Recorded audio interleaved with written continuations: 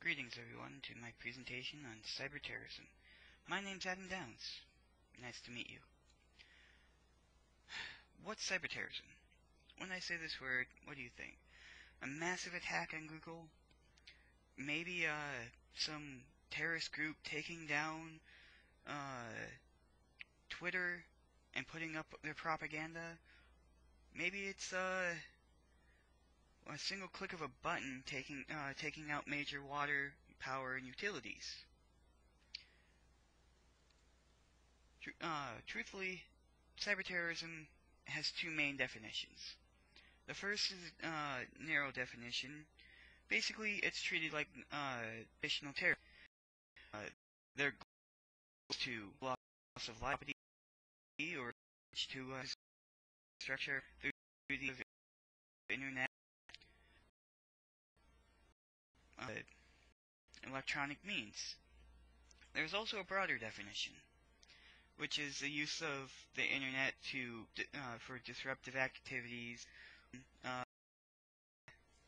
Computer works can't the harm or do further logical social goals, ideology, religion, political or other objectives. It also falls under the definition of getting people to do either two main definitions are widely stated, and with much media coverage there's been throughout the past few years, and how much hype is gotten through the course of news and whatnot, see why spread between.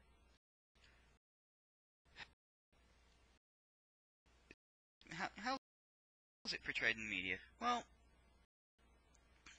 when I mentioned it earlier, you probably thought of movies like Eagle Eye, Skyfall, or one of my favorites, Live Free or Die Hard, where the bad guys, with a few clicks of a button, take down the major computer systems of all the good guys. Can this happen? Well, technically yes, if the good guys had their firewall shut off using really old systems, and the bad guys knew exactly what they were targeting or put a lot of resources into it. Is it likely to happen?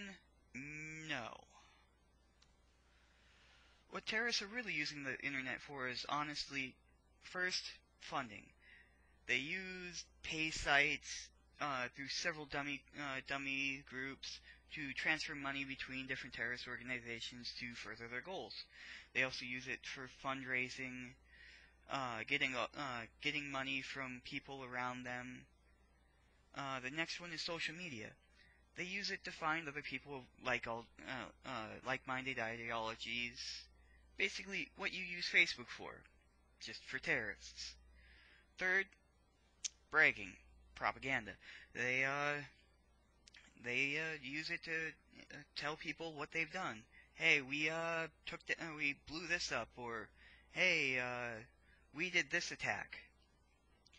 The fourth, inciting other groups. This is one of the bigger ones they actually use the internet for. They incite extremist groups in Ireland one day or France another day. It's how they plan and execute attacks throughout the world.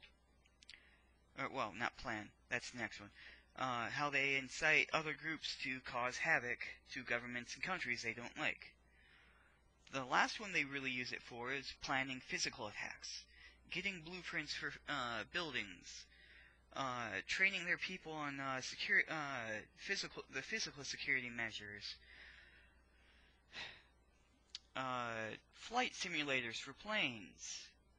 They use it a lot for their physical attacks, and to gain information on explosives, firearms, and so on. Why aren't attacks on that list? Through my research, I have yet to actually find a legitimate attack that follows the narrow definition. There have been a few that have followed the more broader definition, but those were mostly threatening and blackmail. I'm not, in my opinion, they didn't really fall under a terrorist attack, where something was taken down, damaged incredibly, services to a country were taken out, that sort of thing. Really, they're attacking on an attack through the internet for terrorist organizations is a problem with planning. Most terrorist organizations are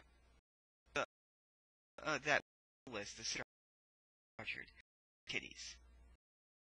They can use at their disposal. They don't understand the tools. They just know if they click this, that happens. Just a very bare level of.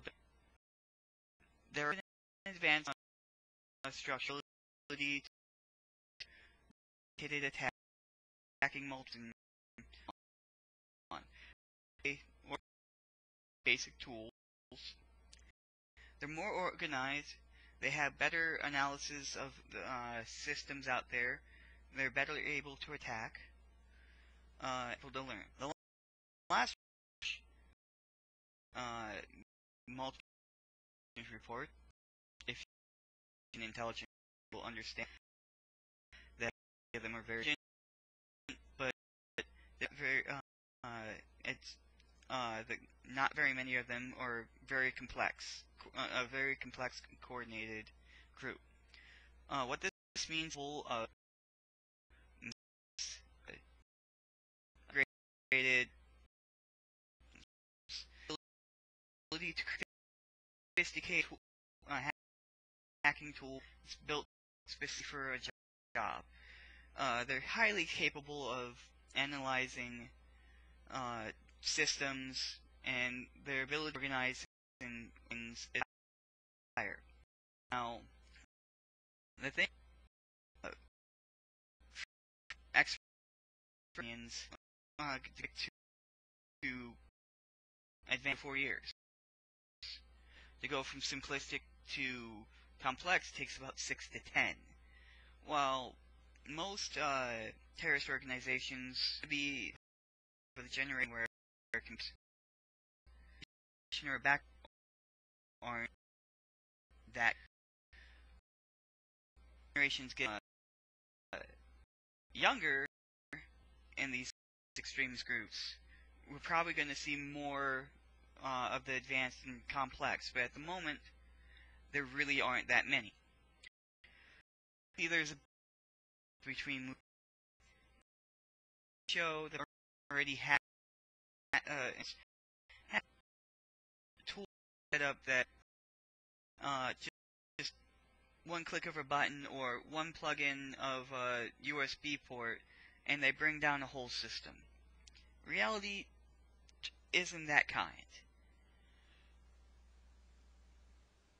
Most groups don't have the, well, really, even the best hackers out there don't have that kind of preset ability. It would take months or years with a single guy, or still even a very long time with multiple people to pull that kind of attack off if they can. What's the law doing about this? Well, they have a couple of options. The first, I'm just going to go off the U.S. because international law is a pain in the butt to deal with for internet crimes and terrorism. The U.S. has that. It's a gigantic law. Well, Section 8 example here is 17, and a lot of them don't have to deal with the cybercrime and terrorism, but there's probably 70 to 80, if not more, that I've found reading through a site. See with penalty finding which is dealing with a variety of things. If any of you would like a list of them, I can always give you. I have a for of ones I think pressing that deals with security.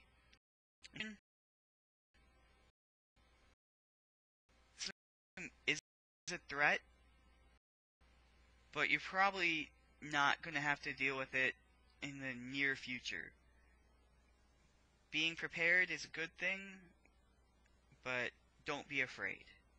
Thank you.